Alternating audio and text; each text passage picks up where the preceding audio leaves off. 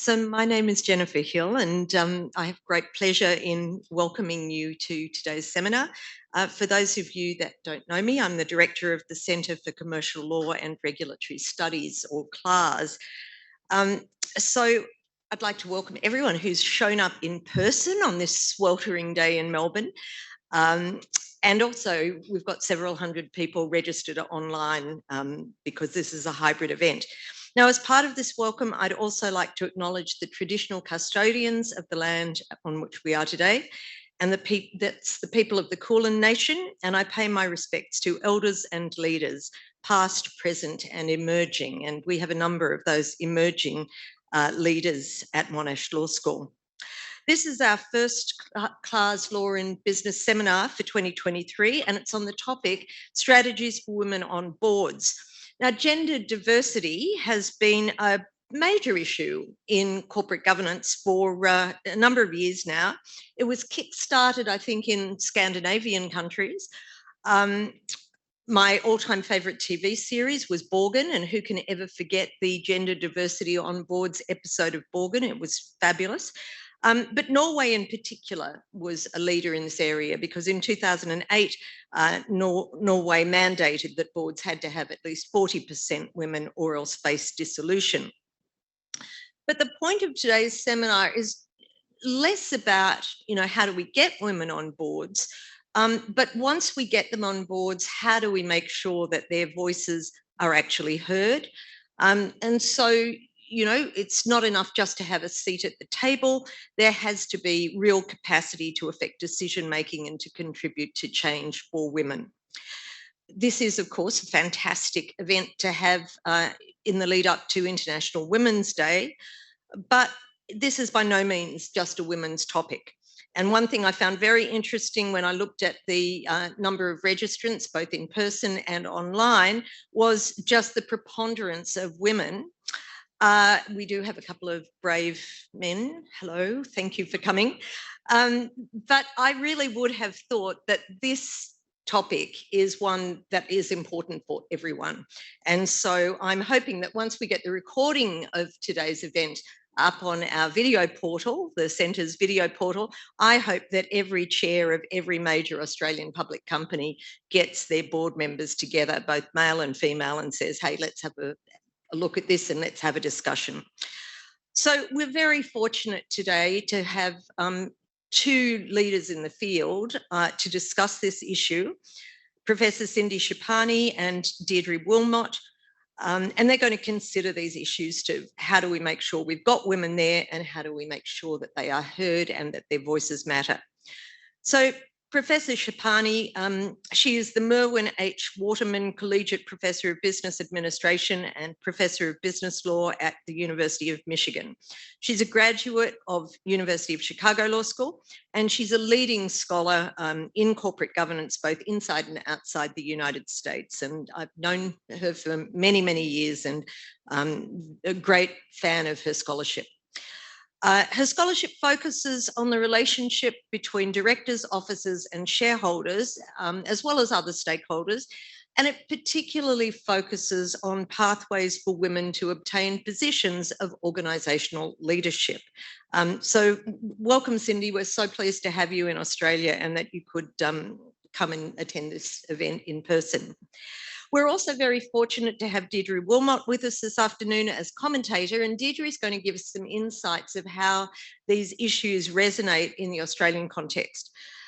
Deirdre has worked in both the public and private sectors. She's a non-executive director and she chairs the People and Sustainability Committee at Australia Post, and she's director and chair of the Scholarships Committee at Chief Executive Women, an organisation that, of course, is very interested in leadership for women. She's also on a number of other boards and was previously CEO of the Chamber of Commerce and Industry in Western Australia and a senior executive at Fortescue Metals Group Limited. So I'm going to pass over to Cindy at this point. I think you're going to speak for 30 or so minutes, whatever you feel like.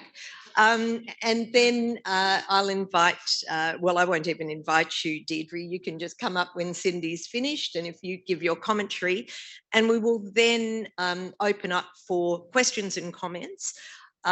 We will be taking questions and comments online as well, but if you are asking them online, we would request that you make them fairly short and succinct. And also, just a reminder, if anyone hasn't put their phone on silent, now is a great time to do it. So, Cindy, welcome, and over to you. Thank you so very much.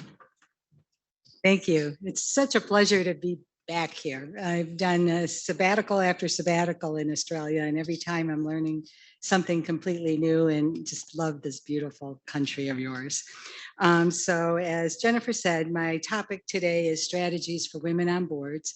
The impetus for this particular project or paper was a different project that I started with my colleague, Professor Paula Caproni.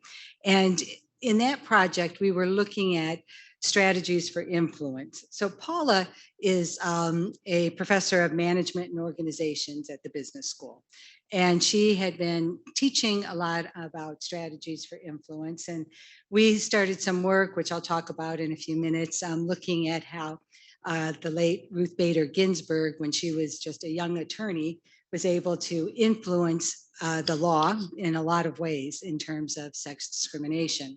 And as we looked at what she did, and we looked at these strategies that the literature has defined, we saw quite a matchup. And so we thought, well, perhaps this could be helpful for women, especially when they are the lone person on the board. It's very hard to have voices heard. So what I thought I would do this afternoon is talk a bit about efforts to increase gender diversity on boards, the value that women bring to the boardroom, the difficulties to be that lone ranger, the sole woman on the board, forms of influence, a little bit about Ruth Bader Ginsburg as an example, and then I'll wrap up. So as far as efforts to increase gender diversity on boards, in the United States, as in Australia, as I've been learning and hope to learn a whole lot more this afternoon, there have been institutional investors that have been making the push.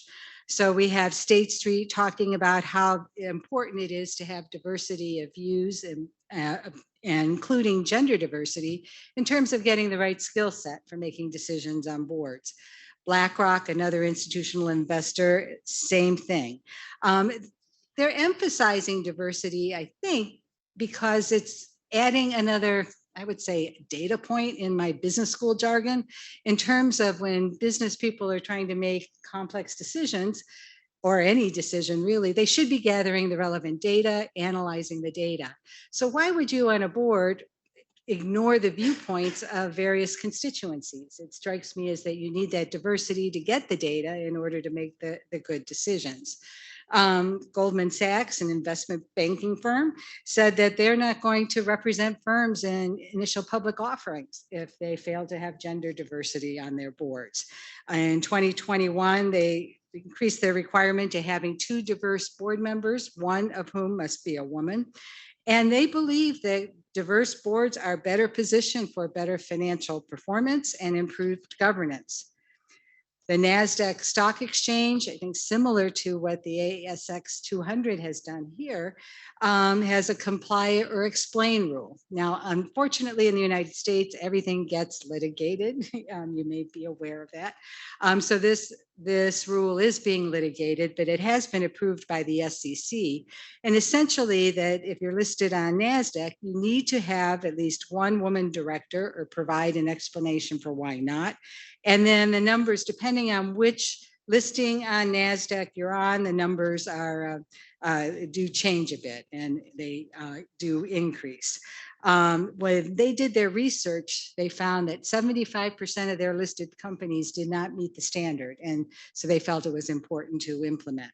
So it's generally a name and shame kind of game. Who wants to be that company that has to explain why not? But we'll see. Again, the SEC has approved this, but we've got about a half dozen states suing over the constitutionality of it in the United States. So we'll see. Comply and explain regulations are popular in the United Kingdom. We've got the Financial Conduct Authority proposing a rule that you either meet diversity metrics or explain why you're unable to do so, with a 40% goal in the UK. Throughout Europe, Many countries have a 40% quota. As Jennifer mentioned, Norway was the first along those lines. Some of them are mandatory quotas. Some of them they call pink quotas, that they aren't so much a quota, but a target. In Australia, and I'll learn more about this afternoon, I understand that there's no quota and that there's about 30, did I get that number right? 34% on the ASX 200. So my understanding is that there's been pressure from a number of the institutional investors, the exchange itself, and I'm happy to learn more.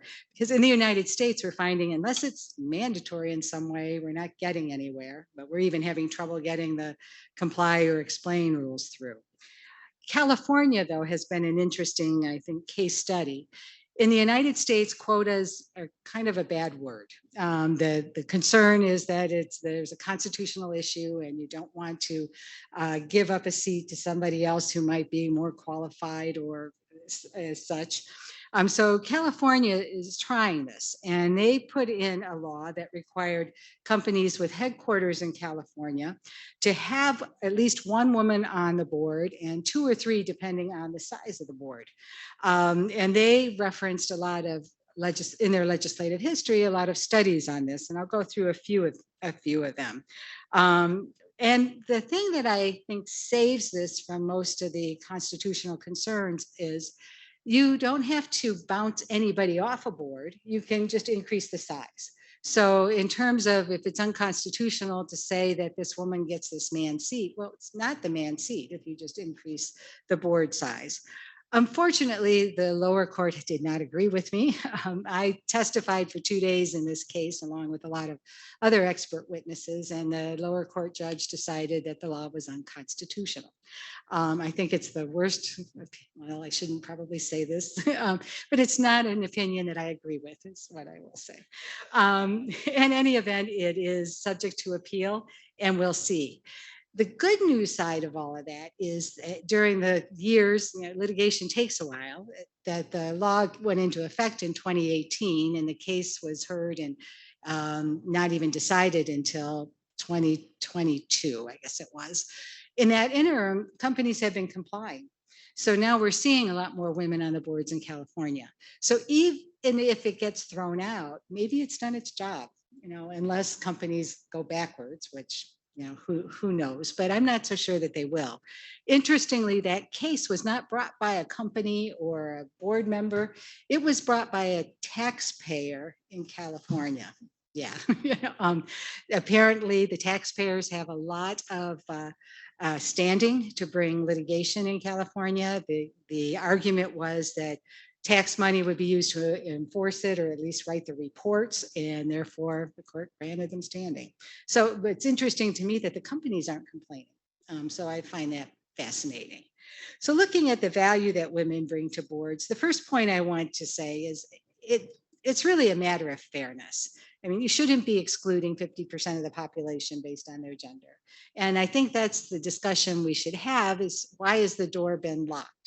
In the United States, becoming a board member is difficult. It's not a position you apply for. It's a position that there's a nominating committee of the board, which are current directors, that are selecting people to run for office. Yes, it's voted on by the shareholders, but unless there's some big controversy, those people get through. Studies show that there's gender matching. If they're nominating somebody to replace a man, it's a man. If it's to replace a woman, it's a woman. But there's so few women, so it's very difficult then to make any headway, that those doors seem to be closed. However, then there are numerous studies, which I will go through quickly, a few of them, that also show it makes financial sense. It makes economic sense. In some ways, it bothers me to even have to raise this, but it just brings up another paradox. Why can't we get there if it's also something that seems to be profitable? Now, the studies I'm going to run through quickly, they're all correlations. They're showing correlations between having diversity on various financial metrics. You can't prove causation. This is not a scientific principle here. But the thing about this is these studies go back, and I don't even have this one on the slide, to 1995. where in the United States, our Federal Glass Ceiling Commission that was starting to look at this issue found 2.5 times better stock market performance when companies had women on boards. It was 2007 when Catalyst did its study, finding with a higher proportion of women on the Fortune 500 companies board associated with greater return on sales, a return on investment capital. Catalyst has done study after study finding similar things in terms of finding better performance, again, on various metrics, correlations. Credit Suisse analyzed over 2,300 firms, and again found that when both genders were represented, the performance was better. 2015, Grant Thornton also came up with the same things. In 2015, professors had done a meta-analysis looking at 140 studies and statistically combining them, and they come up with the same thing, especially for those companies or in countries where there has been increases in gender parity along the way. In 2018, there was an interesting study on the diversity on boards in US banks, and they again found positive performance correlated with gender diversity. This study here was done looking at data from 2007 through 2015. So it's not just the financial crisis that happens to be in play. And you might remember when Christine Lagarde of the IMF made her famous statement about if Lehman Brothers had been Lehman sisters, maybe we wouldn't have had the financial crisis itself, in terms of the tolerance for risk that gender diverse boards might downplay a bit. McKinsey and Company, May 2020, their report Diversity Wins. They looked at data in 15 countries with over 1,000 large companies and found the same thing about higher financial returns. And I think this is the last one I have for tonight, but I could go on and on. The National Center for Women in Technology also found, and again, it's the diverse teams. They aren't saying that it should be all women. They're saying that you need the diversity of viewpoints along the way. So it's best when they're working together. And then Professor Kamalnath, who may be online, so hello if you are, had done a recent paper about how diverse boards, again, diversity of opinions and views, maybe more monitoring of management. In the United States, we have had scandal after scandal of bad executive officers, and somehow it's sliding through the board. And what's going on? Where's that monitoring function? There's a big problem on boards of groupthink. And one of the former chancellors on the Delaware Supreme Court has written about groupthink being a big problem on the board.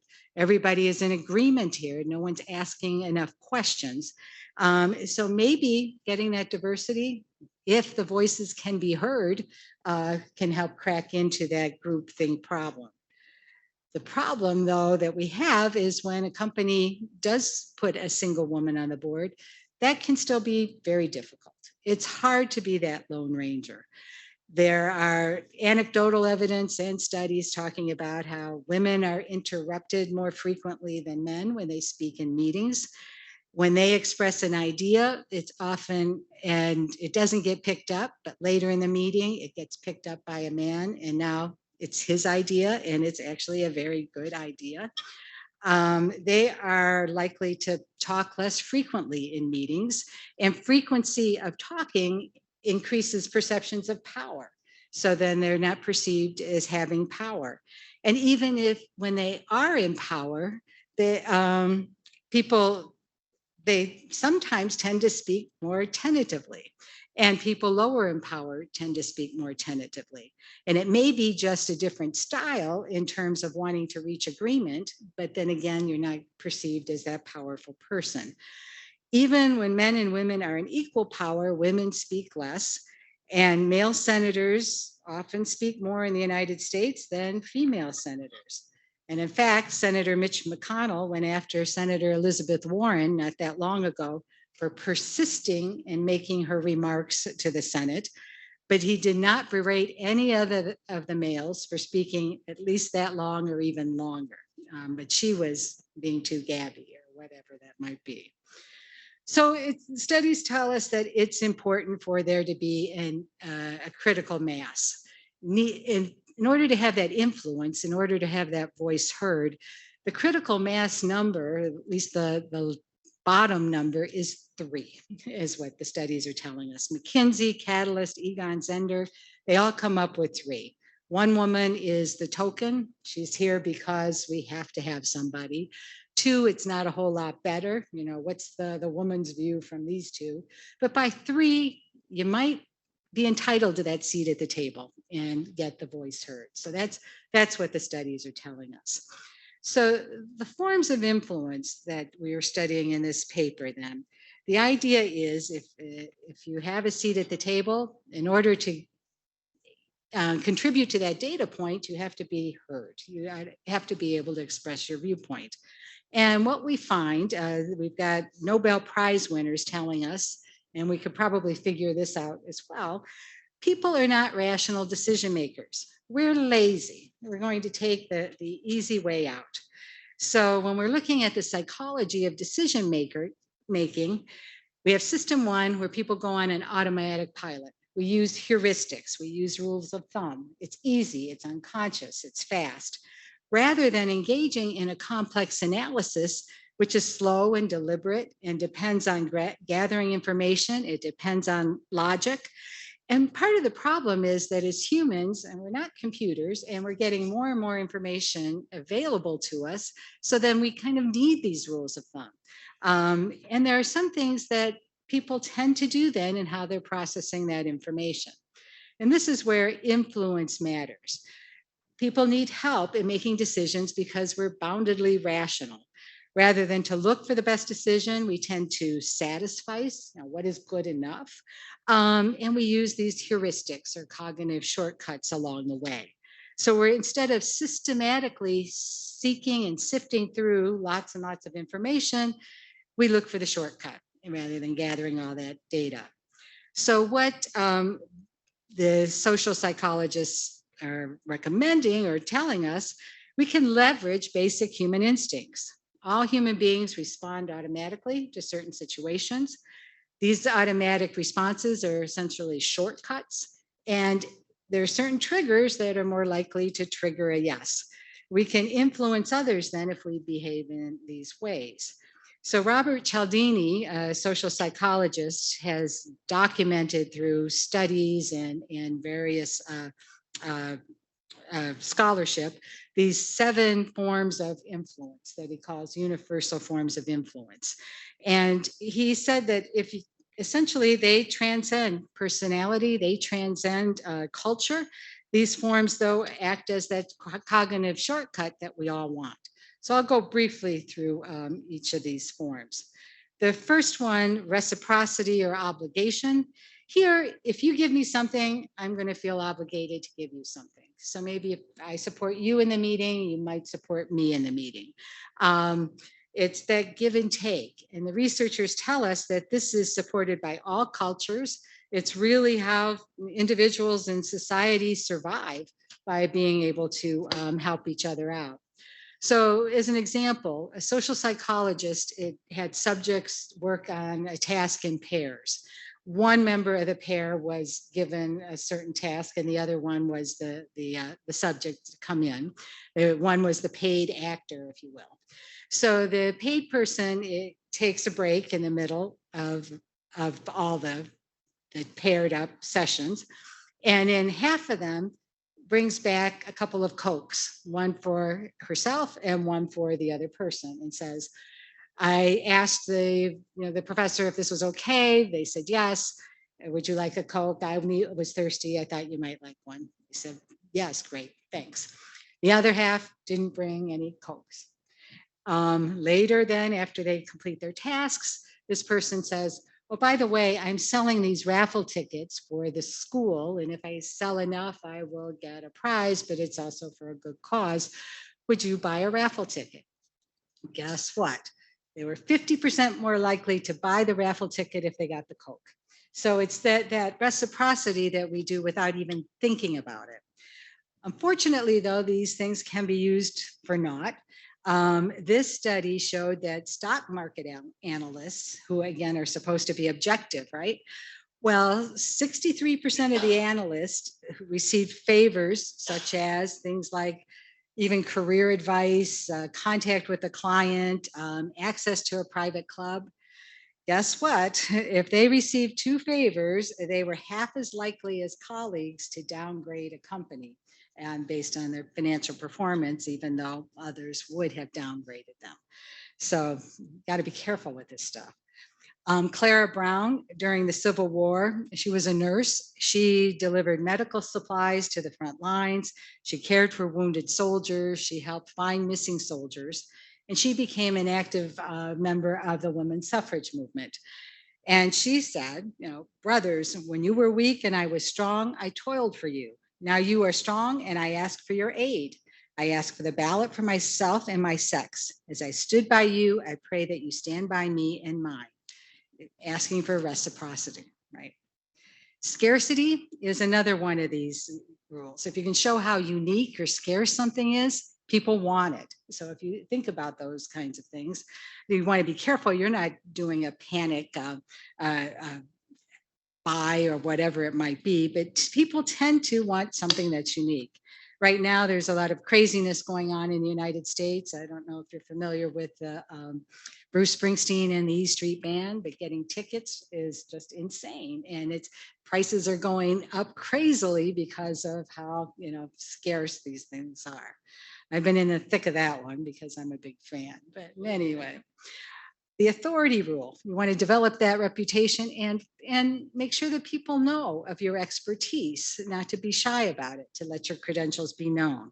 We tend to respect the advice of experts, and we tend to ignore those that don't have expertise. So you may be familiar with Joshua Bell, a world-renowned violinist. What he did was he played a $3 million violin in a Washington, D.C. subway. He was dressed in a baseball cap and jeans and a t-shirt. And the night before, he filled an arena at $100 a ticket, fills symphony halls, right? Only a few people even stopped. 7 out of over 1,000 people who went through that subway even stopped for a minute, and they put about $37 in his case. They didn't recognize him because of, you know, where he was, context, how he was dressed. He didn't appear to be that world-renowned violinist. Consistency and commitment. If you want somebody to act in a particular way, then if you can link it to something else they did that was connected, people tend to want to be consistent, and especially if they have put those things in writing. Consensus and social proof. We look to other people to how to make decisions, particularly when we're uncertain on how to act. Researchers found that I don't know how they got a hotel chain to do this, but they had this hotel chain, they were wanting people to reuse towels. And so they had a note in there, please help the environment, please reuse your towels, right? And then in another half of the rooms, they had join your fellow guests in helping to save the environment. Would you please reuse your towels? Just by that, there was 20% more of those rooms reused their towels when they were joining their fellow guests in saving the environment rather than just saving the environment themselves. And then it gets better when they said 75% of the people who stay in our hotels reuse the towels. Guess what? It went up even higher, 36% more likely. So we like, again, that social proof. The liking rule, we're drawn to people that we like. You know, we say praise both charms and disarms. So if we can, you know, be genuine about it, we tend to get our way a little more. We have Maya Angelou famously stating that she learned that people will forget what you said, people will forget what you did, but they will never forget how you make them feel. This example here is the easiest way to get a flight upgrade. There are times, I guess, especially on smaller planes, where there's a weight balance issue, and some people need to be moved to the front to balance out the plane. Guess what? The people that get those upgrades tend to be the ones that are smiling and they're not complaining when they're walking on the airplane. The last rule that he has is the unity rule.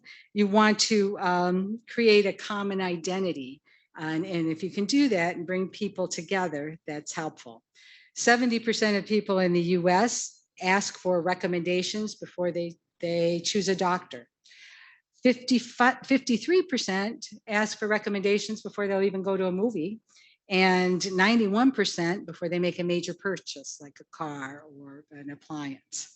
So according to Cialdini, one more breath, a few more words, a carefully crafted request, and you can increase people's willingness to say yes. So taking a look at Ruth Bader Ginsburg for a second, she argued a case, one of her early first cases in the 10th Circuit in Moritz versus the Commissioner. If you saw the movie On the Basis of Sex, that was based on this case here. And it was the goofiest case where the court or the tax code was allowing a deduction if you had to hire help for caretaking for someone in your family. And it applied to, if you were a widower, you could take the deduction. If you were a divorcee, you could take the deduction. If you were a woman, you could take the deduction. You couldn't if you were an unmarried man. So, and he was an unmarried man taking care of his mother and had needed to travel in the publishing business. I think part of the impetus behind that was the belief that unmarried men cannot possibly be caretakers. They don't know how to do this stuff. And so the discriminatory aspect of it. I think it was brilliant for her to take on a case where a man was discriminated when she's trying to break through a huge barrier here. When we looked at the brief, also looked at some of the movie characterizations, we found that she was using these things implicitly. There was reciprocity. This is, she was talking about the tax deduction being a way to repay Mr. Morris for his kindness and care toward his mom. She talked about how this was the opportunity for change. This was a time in America where we were starting to get active around civil rights, not as much gender as race at the time, but there was a sea change. Of course, she came in with all the cases, credible, highly authoritative, and talked about the inconsistency on how this deduction was applied, changing norms in society. She did have a good rapport with the court, talked about the morality behind the arguments, and she, as far as unity, she talked about the group membership as caregivers, not gender of the caregiver, but what you're doing. So in wrapping up my remarks here, we thought it just might be helpful if you're the sole woman on a board or sole in any other context. If you're having trouble getting your voice heard, this isn't really just a gendered thing, obviously. You might be able to put these in play. Maybe it's even negotiating with your significant other or something. Speak from and with authority, incorporate any evidence of social proof if you have it. Emphasize how the position you're promoting is consistent with other commitments. Connect the point of view with the views of others who are similarly situated. Address the attributes of distinctiveness. Frame the position in a way that builds rapport. Consider whether there's a potential to reciprocate. So we find researchers have correlated improved corporate performance on a number of metrics. The metrics then improve, but the women need to have a voice, and maybe this might be a way to help get that voice. So thank you very much, and I'll turn the floor over to the real expert, the person on the board, teacher. Thank you very much, and thank you, Professor Hill, very much for inviting me to be this afternoon's commentator, and to Professor Shipani, thank you for your wonderful and inspiring presentation. I too would like to acknowledge that we're on the traditional lands of the Wurundjeri peoples of the Kulin Nation. Many of us live and work on Wurundjeri land. I live on the northernmost border at Hanging Rock, the very special meeting place of all three groups of the Macedon Ranges, Wurundjeri, Tarangarong and Jara. I pay respects to all their elders past, present and emerging, and especially acknowledge the strong women who have been their leaders for tens of thousands of years. Many years ago, I joined a board. I hasten to add, for reasons that will become apparent, this is not any of the boards on which I currently sit. The members were mainly older men who made me very welcome. Individually, they were charming and very nice. But when we got into the meetings, I struggled to find a gap in the conversation. My views were certainly not sought, even when my knowledge and experience were relevant. And when the chair did give me the call, the conversation would often continue as if I hadn't even spoken. I would then make a point, as Cindy has referred to, which would be ignored. And then one of the men would make the very point I thought I'd made, and it would suddenly become his brilliant idea. One afternoon, I even decided that I would move to the centre of the table, lean in. This resulted in others generally shuffling around the table, and I found I spent the whole afternoon looking at the back of the man next to me while he focused on the conversation that had now moved to the other end of the table. It is indeed hard being the only woman. But it wasn't actually much better when there were two women. While we could support each other, we often found that the men were calling us by each other's names. I'm sure I could always have been better, but I'm also sure that I thought that this was all my fault, that my voice was too high, too soft, that I lacked confidence or somehow the presence to contribute to a board, that somehow I had to fix myself. Then I heard other women sharing how they'd had very similar experiences. Women, supported, by the way, along the way by very many good men, began to look at what was going on. And I would just like to quickly note that our conversation this afternoon is focused on gender diversity. In Australia, we actually also have a real problem with cultural and other diversity. And I think we should be concerned that our ASX 300 boards are 90% Anglo-Celtic, 97% Anglo-Celtic and European. Given our increasingly diverse population, our place in the Indo-Pacific and our critical trading relationships, we should be growing cultural diversity and capability in boardrooms, and First Nations peoples and people with disability should actually also be better represented. But returning to what was happening or not happening for women. To set the context, in 2012, women were slightly more than half the population, accounted for 57% of university enrolments, and made up approximately 46% of the Australian workforce.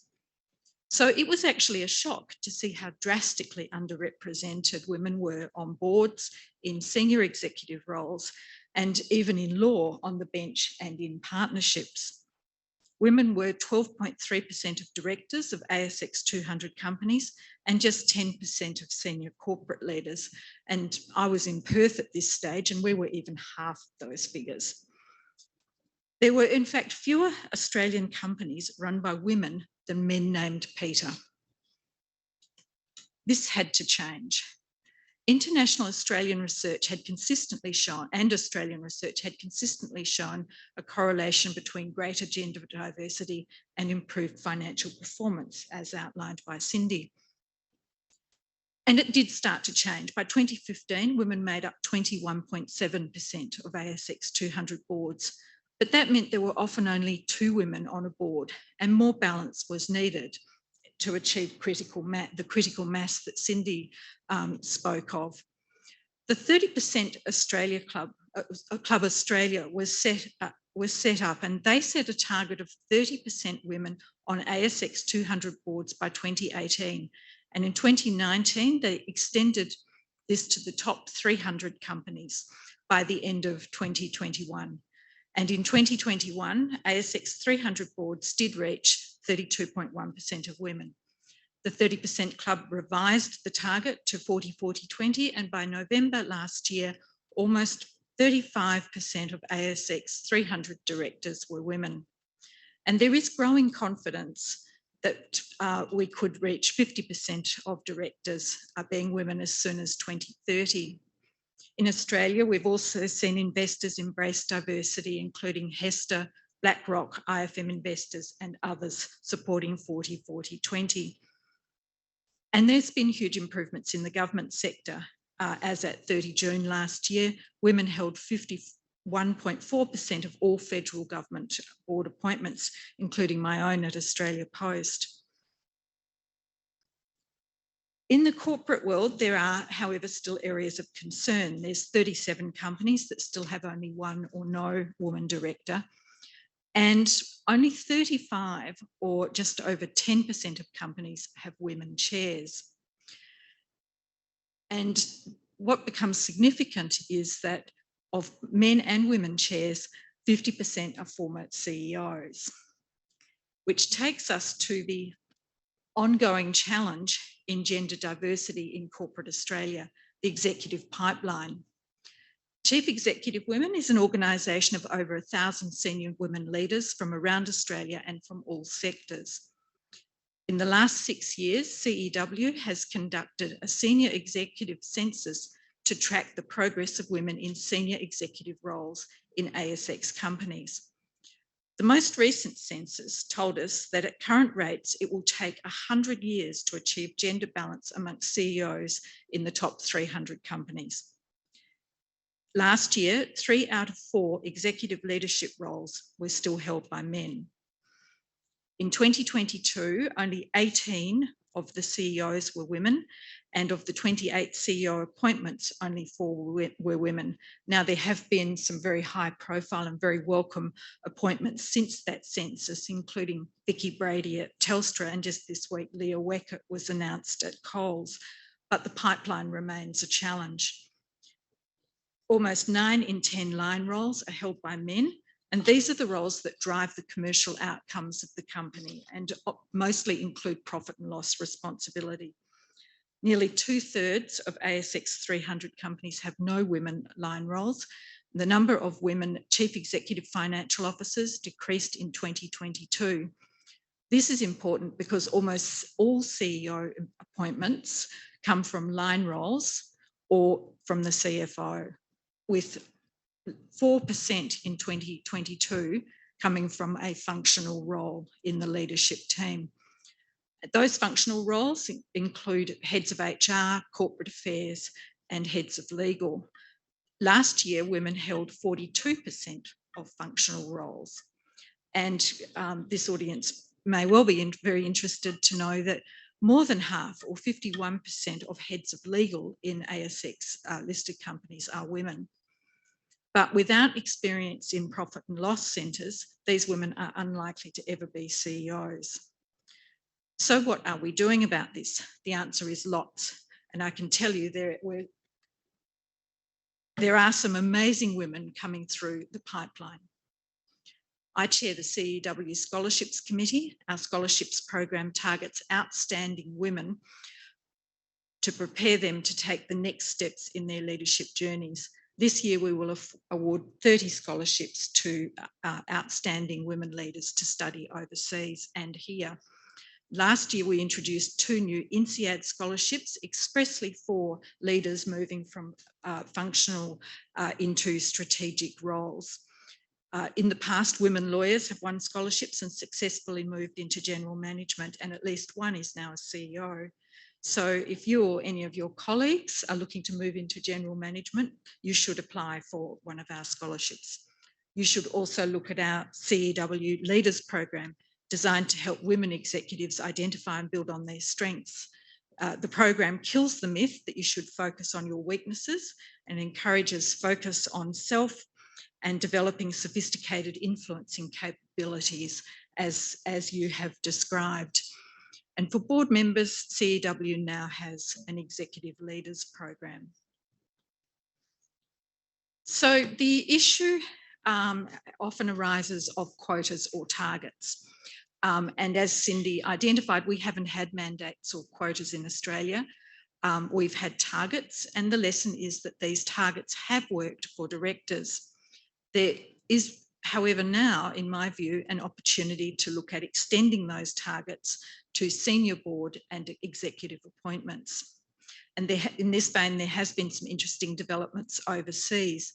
Cindy referred to the United Kingdom Financial Conduct Authority, which requires 40% of boards of listed companies to be women, including at least one of the senior board positions in that name and shame environment that they have set up. And there is a new directive, board directive, Women on Boards directive in the EU, which requires the member countries of the EU to introduce quotas, enforceable quotas and penalties for non-compliance by large and listed companies for less than 40% non-executive directors or 33% of all directorships held by women. So you can see they're beginning to get into the non-executive appointments in those companies, in those countries. So it will be very interesting to watch how that folds out across the legislation of those jurisdictions. And the 30% Club is watching this very closely and is already looking at discussing with all the parties that are part of the 30% Club how new targets might be set. And I think that should be encouraged.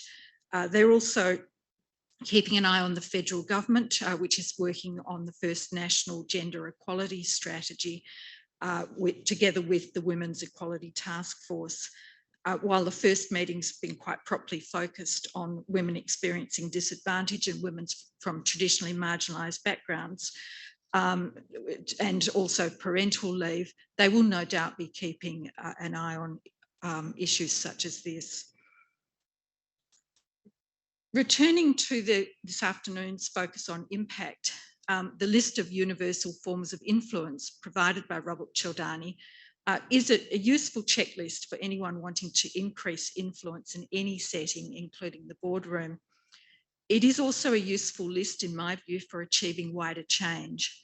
Women account for more than half the population, and we can draw on or deliver authority, consensus, consistency, scarcity, liking, and unity, along with reciprocity, to achieve important advances for all women.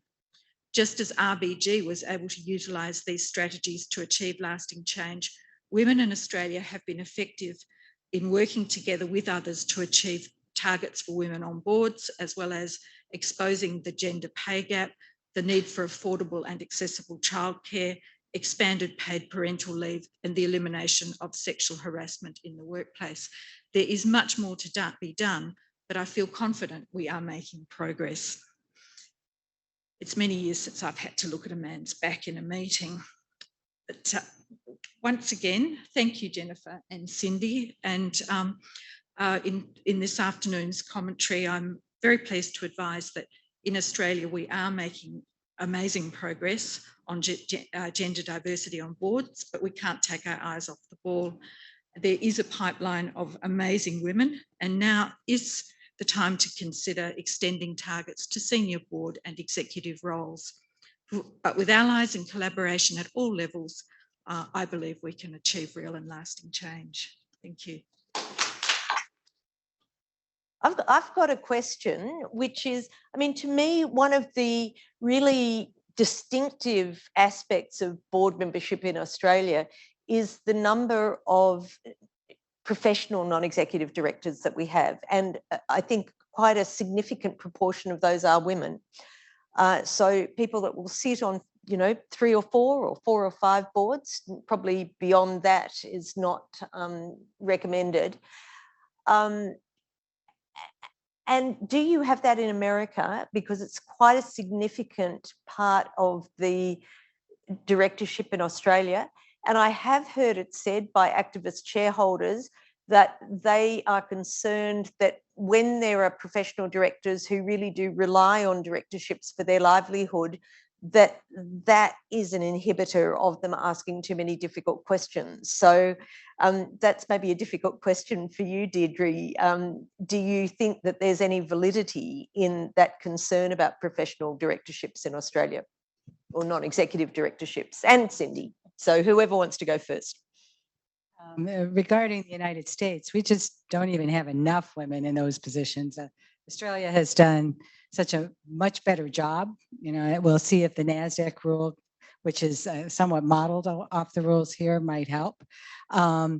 There's an interesting study by one of my colleagues, sort of bears on this, or it popped into my head for some reason, which I find very distressful.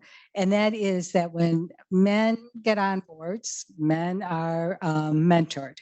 And it might be very informally, whether it's in a sporting event or hallway. When women are appointed on the boards, new women are not being mentored. So when women are on the boards, he also found they tend to at least try to speak up and maybe have an opinion on something, but the men were quiet.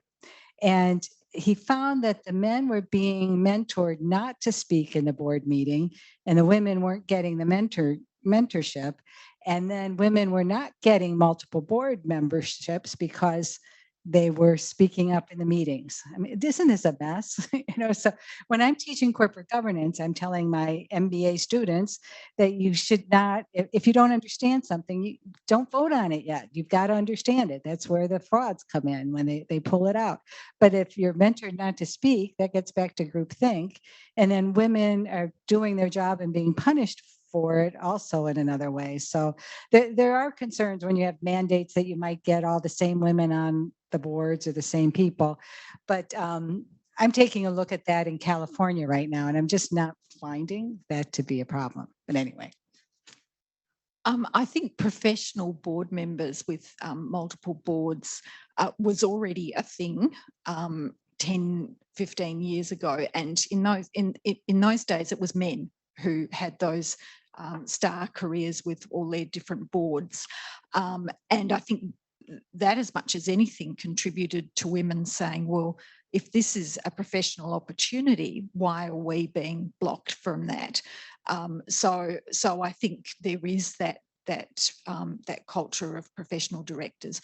That said, I think it is coming under scrutiny, from that question of independence, and now that we're overlaying that with a diversity discussion, it has come up in the context of last year's gender diversity report that we've actually seen a reversal back to more concentration amongst women directors, with 19% of women directors holding 48% of all the seats held by women. So the concern is that some women are there, people are now comfortable working with them, so they're getting referred off to other boards. But is that actually driving diversity? Any questions online for you, or you'll put your hand up if you've got, because we want to make sure that we get the online Q&A as well. We do currently have a question from Karen. Thanks, Faye. So she's just asking, how do we break through these barriers? Is it government intervention and mandates similar to what's happening in California and Australia?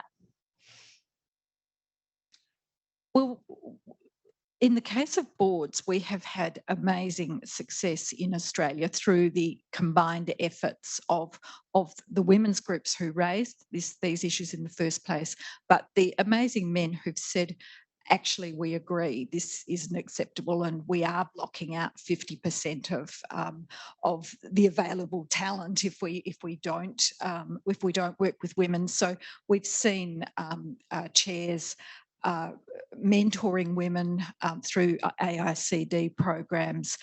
We've seen the chairs and the CEOs of those companies join organisations like Male Champions of Change to just commit themselves and their organisations to increasing diversity. I was a founding CEO of an organisation called CEOs for Gender Equity in Perth, and the commitment of the CEOs who joined that group, and they were mostly men, was amazing. So the 30% Club is actually chairs and CEOs of companies who have committed to build the numbers of women to 30%. They've now lifted that to 40-20, and Male Champions of Change themselves are saying, why stop? We should set 50 as the target. So I think it's been that coming together and that shared intent of an issue that was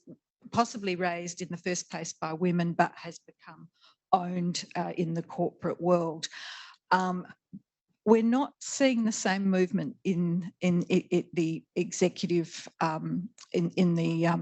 executive pipeline. But I think if the 30% club and others can start drawing attention to these issues, I think corporates in Australia do what's happening overseas, and they tend to say, well, we can see it coming, we'd rather do it ourselves than wait for the government to mandate. But we also have now a government that wants to have a national strategy on gender equity. So there's lots of points for conversation, and I think lots of points for raising awareness. And my suspicion is that we will actually start to see numbers come up. We will start to see more boards actually focusing on succession planning in their organisation and overlaying that with, do we actually have women in the succession line for all of these jobs, rather than just saying, yes, we've got 3 people who can do that job. Are there women in those groups? You're an optimist, Deirdre, aren't you? You know, I just think back to the Australia Club that tried to, you know, get women members and bloodbath. Yeah. I've got another question, which is, it goes back to this question of mentoring and, you know, the idea, did you have to learn how to play golf when you went on boards? Because that's where a lot of the conversations happen, is it not? You know, away from the boardroom. Or you didn't have that as an issue? So when I was the CEO of the chamber, the first thing I got told was the CEO always played golf in the annual golf competition, and I just flat out didn't. And it really didn't matter. So, and in terms of being on boards and in non-executive roles, that has never been suggested to me, and I would like to think that culture has changed to the extent that no one would dare, but maybe it does still happen around the place. I'd be interested if others have had different experiences. Well, as far as mentoring, that seems to be really important, and figuring out how to get that mentoring. I had a focus groups at Michigan where we had executive women, we had women in government, we had academics. It was a big group, and we divided up tables trying to figure out what these pathways were for women to succeed when we had this group of successful women. And so we had a table dealing with sort of sports. We had a table dealing with ability to travel, children, childcare, and mentoring. And every single table ended up discussing mentoring, even though their topic was something else. And so that they felt that the reason they were able to succeed was the mentors and sponsors they had along the way. The trouble was, the higher up they got, then the mentoring sort of ceased. It was harder to find the mentors.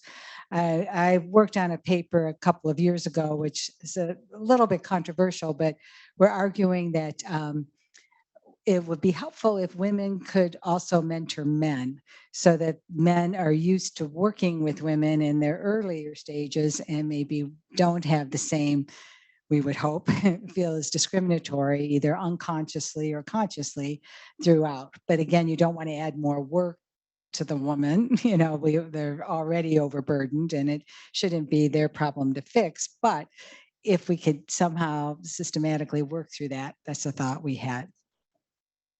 I think that's a really important point. Just, you know, that you're all board members, you know, then you break down that male-female dichotomy. Deirdre? I think mentoring has been incredibly important, and the introduction of those mentoring programs for women have been career changes for them. And an organisation like CEW is also very much, our mission is women leaders enabling women leaders.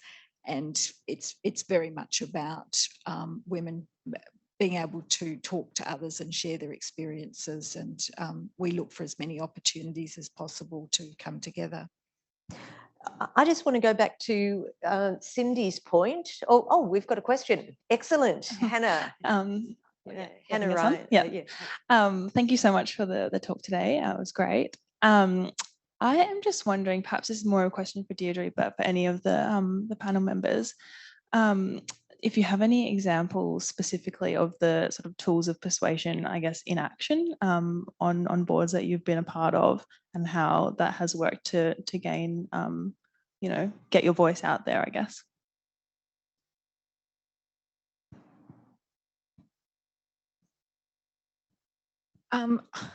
I think a lot of it is working hard, being there. All the things that Cindy went through is just, and I think too, you know, when you're the newest person there, possibly a lot of women who went onto boards were younger than the average age, so that becomes an immediate issue. So don't lose confidence. It's very easy to suddenly forget that you're there because you've had an amazing career and that you've been really good at your job. And you know, don't sort of, you know, do the work, make the contributions. I think a lot of women are now chairing committees in boards. So while they might not be chairs, they are chairing committees, and that gives them more command of what's happening across the board. So, but if you're on a board, talk to other women who are on boards, and you know, really find out from them the different strategies that they've used. But it's an interesting question, you know, that Hannah raises as well. When you do come face to face with the being interrupted, having your ideas taken by male colleagues, how do you deal with that? Do you deal with it with humour? Do you deal with it with putting it out there and saying this is unacceptable? I was interested the other day, someone who I normally would not, you know, take their advice or agree with them, Kellyanne Conway. She said, I got this the whole way through my career, and I just worked harder than everyone else and showed that I was better than everyone that was giving me grief. And I thought, well done, Kellyanne Conway. And that was definitely not something I thought I would ever say. But do you have any views on, you know, just how you do deal with those difficult moments on a board? Do you let them pass? Do you call them out? Different things on different times. I think you have to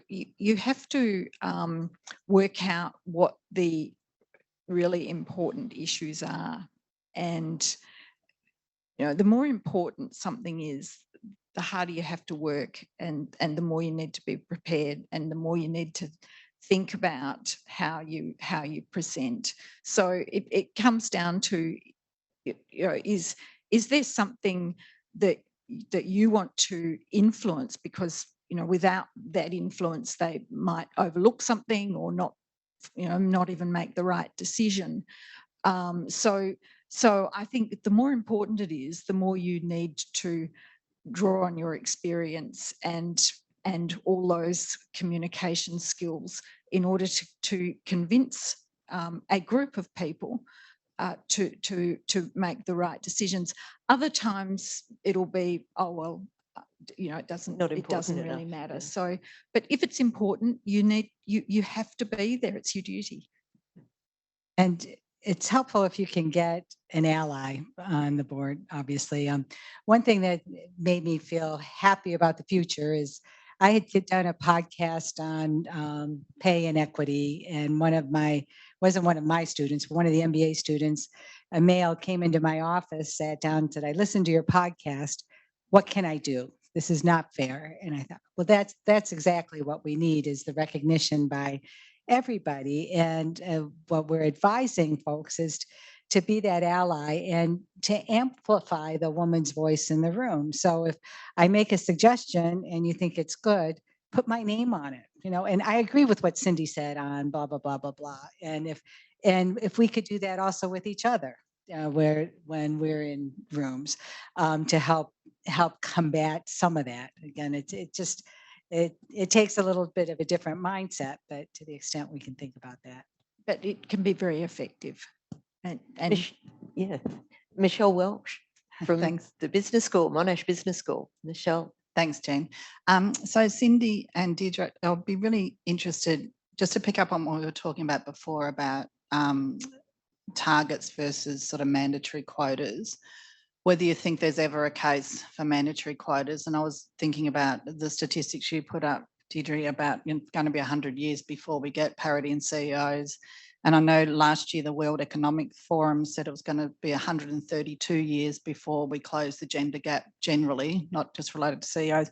And that just depresses me, because that means, you know, any granddaughters I might have, it won't be until they have granddaughters, until we have girls growing up in society where there's no gender gap.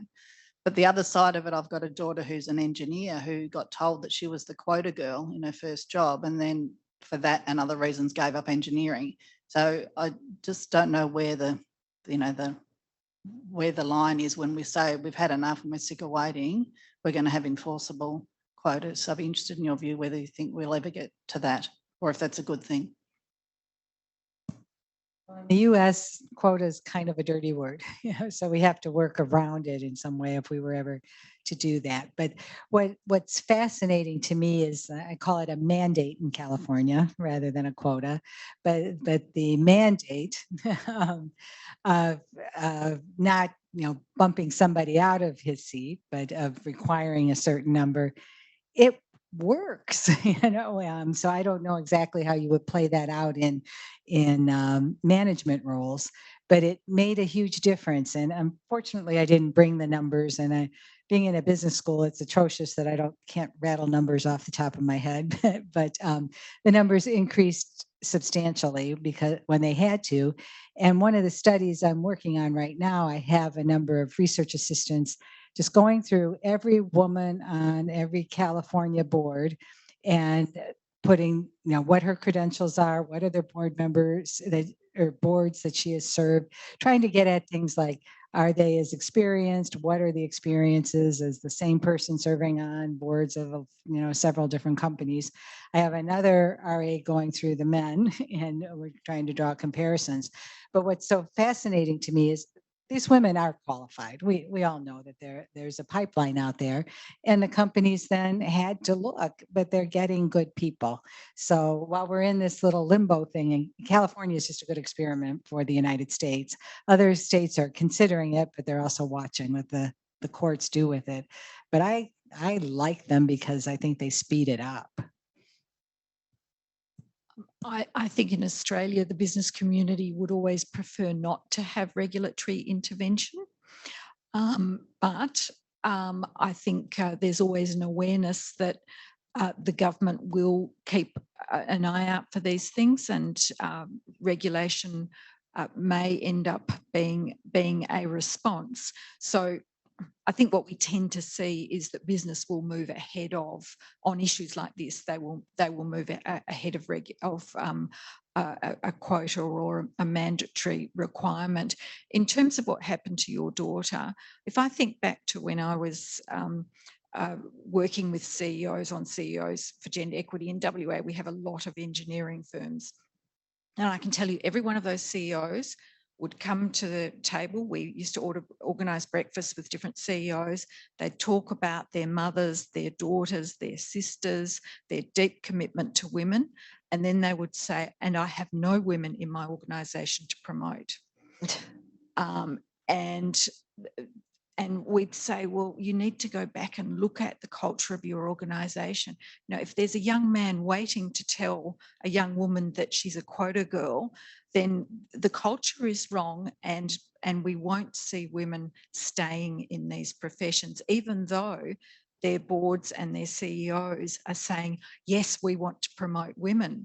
And it has in the past happened in law as well, and it happens in lots of areas. When you hear that the pipeline is empty in an area, it's that sort of 4 to 5 years out when the women just say, I'm not going to survive here, and they go off and do something else.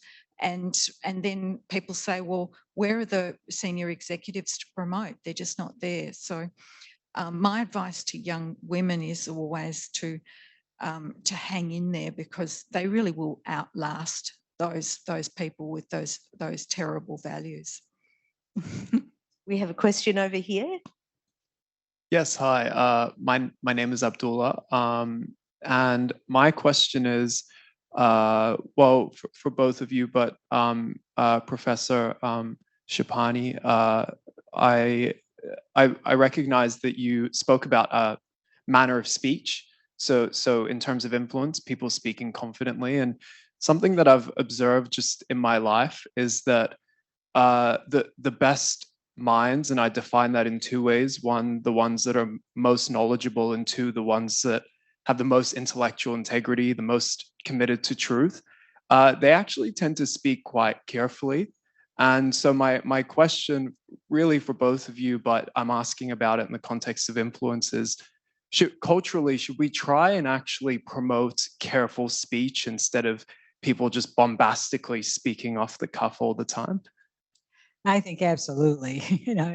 There's so much noise out there that for folks that just speak to speak, and we want to hear from the thoughtful thinkers, the ones that, but in order to have influence, I don't know if it's so much just to speak, but to make sure that you are speaking with authority, that if you can find a way for people to listen to you.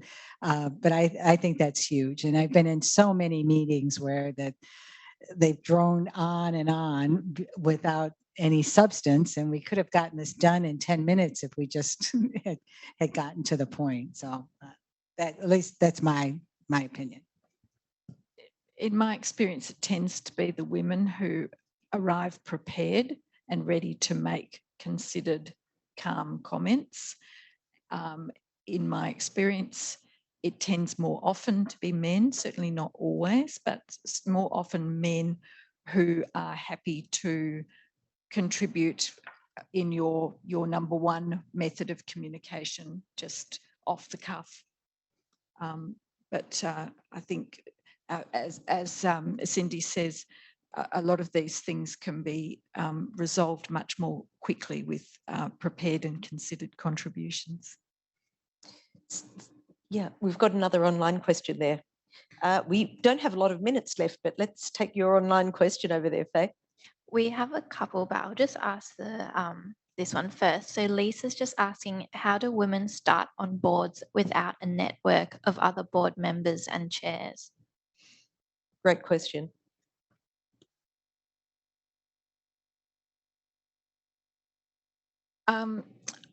I think these days a lot of board recruitment is, even though people are invited to join boards, boards will ask recruitment agents to help them. So if you really don't know anyone, you might consider what you do know and where you think you might be able to contribute, and go and talk to some of the recruitment agents in that area.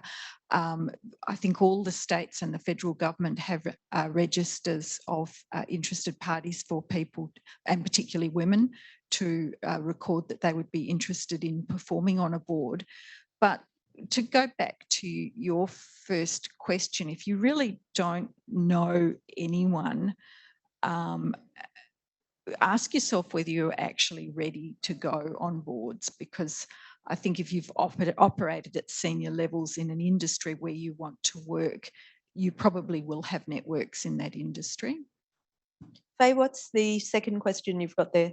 So the second question was by Karen, and she's just asking, does non-profit board leadership experience translate to corporate boards? I was just having a conversation with another professor in Australia who said no. So she said that she had served nonprofit boards for like 25 years, and it's like, when am I going to get that? On the other hand, I've always thought, but I haven't done it. So we'll go back to the expert here, that might get you into some of the networks and give you some experience and understanding how things work. But then again, is it women taking unpaid jobs, so there's a catch there. What do you think? I've served on a number of not-for-profit boards, and they've always been boards with a mission that I am really attached to. That's something that I really want to get involved in. It's given me the opportunity to serve with some amazing people on those boards, people with amazing corporate and governance background. And I think, it's all good experience, but I'd go back to, find something that means something to you personally and that you want to be involved on. Don't just go on a board to get board experience, would be my advice. We are going to have to wrap up, I think, or we've got one more question over here, very quickly. Hi, Tim Harwell from the Victorian Amateur Football Association. My question's about board size. So could we get to the point, is it worth saying bigger boards are better? I feel like bigger boards provide more opportunity to create diversity or allow for diversity, but boards in Australia in the not-for-profit sector moved to be much smaller in the last 10 or 15 years. But is there any evidence to suggest that bigger boards might actually be better? Well, there has been definitely a push in the US to go smaller. The concern was that you weren't able to get anything done, with too many cooks in the kitchen. But then again, you want those data points. But that also was at a time period where companies were choosing to put celebrities on boards and folks that had a big name and they might be on 20 boards. Well, clearly they're not being able to do the work or nor have the experience. So then there's been a push to bring people in that have an expertise that you need to move the company forward. I don't know what the ideal size is, but I have been seeing it downsized from like 15 to more like 9 or those kinds of things. What's happening here? I think one of the challenges, and I don't know your organisational structure at all, but one of the challenges with, say, sporting organisations is how the board is appointed. And if you've got a large board because they're representative and they're elected, that can sometimes be a struggle. And it's also a real question, do all of those people actually understand that they are personally responsible for the financial outcomes of the organisation? So I have certainly been involved in the past in another state in a process for appointing people to a sporting board because the board had managed to get itself to a point where they really wanted to have a small board that could focus on the business of the organisation and move away from having a representative board. And that kind of worked well. They had a panel of people who appointed their board members, and I was one of that panel. But I think generally most people find smaller boards, but you've got to look at, why your board is there, and then look at how capable it is of making decisions and whether everybody there actually has a full understanding of their duties and responsibilities. I actually find changes in board size really fascinating in the history of corporate law, because in the 80s in the US, you had huge boards, 20 plus people. And it correlated with the idea that you had to have diversity and representatives of different groups within the community. In Australia, we tended to have larger boards until the AWA and Daniels litigation in the mid-1990s, when Australian directors suddenly realised, oh my goodness, we can be personally liable for breach of the duty of care. And I still remember a very senior barrister saying to me at that point, you watch, there will be no one who will go on a board in Australia who was not either a lawyer or an accountant from this moment onwards. And so, that really did affect board size in Australia. we clearly need another seminar on this topic. We're going to have to wrap up. And if you have a look at our CLARS website, please sign on to be on our mailing list so that you know when we're having these seminars and other events. It's been great having our speakers here today. Sydney and Deirdre, thank you so much for a fascinating discussion. And Faye and Nandini, thank you over there for keeping us all on track and running smoothly. And thank you everybody who's online, because I know that there are many, many of you online, and I hope you've enjoyed it. Thank you.